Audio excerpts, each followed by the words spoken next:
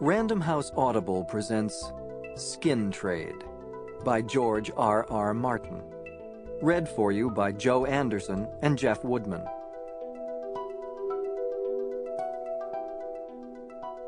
Willie smelled the blood a block away from her apartment. He hesitated and sniffed at the cool night air again.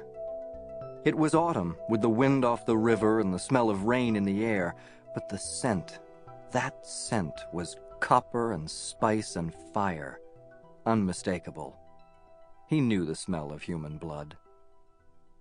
A jogger bounced past, his orange sweats bright under the light of the full moon. Willie moved deeper into the shadows. What kind of fool ran at this hour of the night? Asshole, Willie thought, and the sentiment emerged in a low growl. The man looked around, startled. Willie crept back further into the foliage. After a long moment, the jogger continued up the bicycle path, moving a little faster now. Taking a chance, Willie moved to the edge of the park where he could stare down her street from the bushes. 2 police cruisers were parked outside her building, lights flashing. What the hell had she gone and done? When he heard the distant sirens and saw another set of lights approaching, flashing red and blue, Willie felt close to panic. The blood scent was heavy in the air and set his skull to pounding. It was too much. He turned and ran deep into the park, for once not caring who might see him, anxious only to get away. He ran south, swift and silent, until he was panting for breath, his tongue lolling out of his mouth. He wasn't in shape for this kind of shit. He yearned for the safety of his own apartment, for his lazy boy, and a good shot of primatine mist. Down near the riverfront, he finally came to a stop, wheezing and trembling, half drunk with blood and fear. He crouched near a bridge abutment, staring at the headlights of passing cars and listening to the sound of traffic to soothe his ragged nerves. Finally, when he was feeling a little stronger, he ran down a squirrel.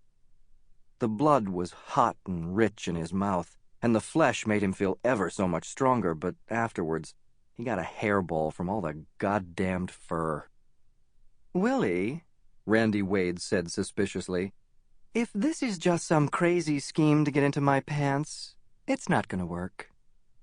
The small man studied his reflection in the antique oval mirror over her couch, tried out several faces until he found a wounded look he seemed to like, then turned back to let her see it. "You'd think that? You'd think that of me? I come to you, I need your help, and what do I get? Cheap sexual innuendo. You ought to know me better than that, Wade. I mean, Jesus, how long have we been friends?" "Nearly as long as you've been trying to get into my pants," Randi said. "Face it, Flambeau, you're a horny little bastard." Willie deftly changed the subject. "It's very amateur hour, doing business out of your apartment." He sat in one of her red velvet wingback chairs. "I mean, it's a nice place, don't get me wrong. I love this Victorian stuff, can't wait to see the bedroom, but isn't a private eye supposed to have a sleazy little office in the bad part of town? Frosted glass on the door, a bottle in the drawer, lots of dust on the filing cabinets?" Randi smiled. "You know what they charge for those sleazy little offices in the bad part of town? I've got a phone machine. I'm listed in the yellow pages. AAA-Wade Investigations," Willie said sourly. "How do you expect people to find you? Wade, it should be under W. If God had meant everybody to be listed under A, he wouldn't have invented all those other letters." He coughed. "I'm coming down with something," he complained, as if it were her fault. "Are you going to help me or what?" "Not until you tell me what this is all about," Randi said, but she'd already decided to do it. She liked Willie, and she owed him. He'd given her work when she needed it, with his friendship thrown into the bargain. Even his constant, futile attempts to jump her bones were somehow endearing, although she'd never admit it to Willie. "You want to hear about my rates?" "Rates?" Willie sounded pained. What about friendship? What about old time's sake? What about all the times I bought you lunch? You never bought me lunch, Randi said accusingly. Is it my fault you kept turning me down? Taking a bucket of Popeye's Extra Spicy to an adult motel for a snack and a quickie does not constitute a lunch invitation in my book, Randi said. Willie had a long, morose face, with broad, rubbery features capable of an astonishing variety of expressions. Right now he looked as though someone had just run over his puppy. It would not have been a quickie, he said with vast, wounded dignity.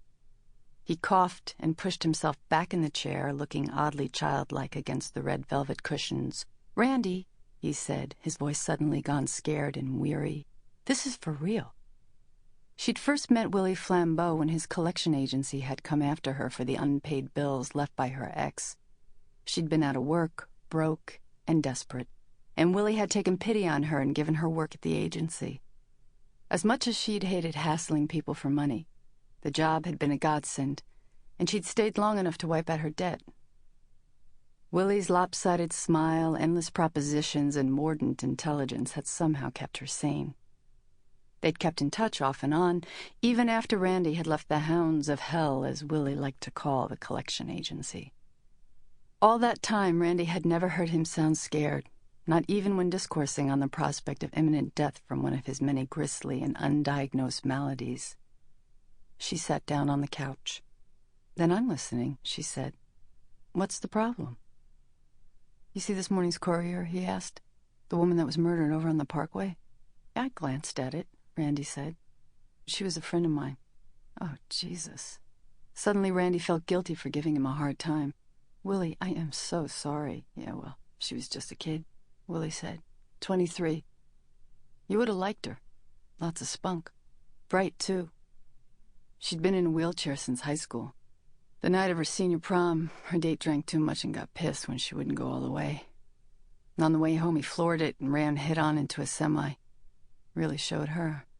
The boy was killed instantly. Joni lived through it, but her spine was severed. She was paralyzed from the waist down.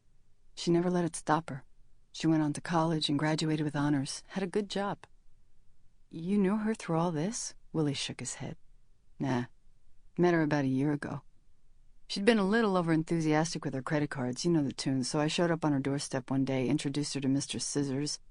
One thing led to another. We got to be friends. Like you and me, kind of."